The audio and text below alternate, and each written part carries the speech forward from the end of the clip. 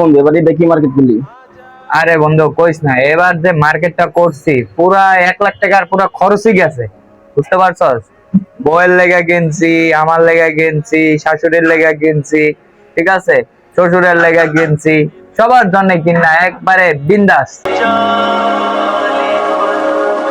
তো বন্ধু তুই কার লেগে কিনলি, কি মার্কেট করলি এবার ঈদে?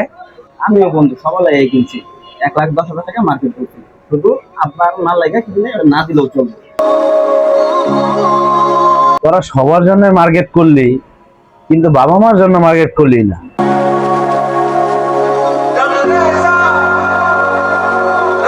দেখ তোদের বাপ মা কত কষ্ট করে মনে কর তোদেরকে বড় করছে, আর কালকে একটা ঈদ, তোরা তোদের বাপ মার জন্য কিছুই কিনলি না।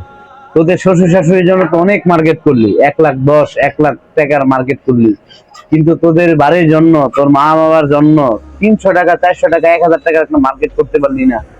তোরা কিরকম সন্তান হইলি?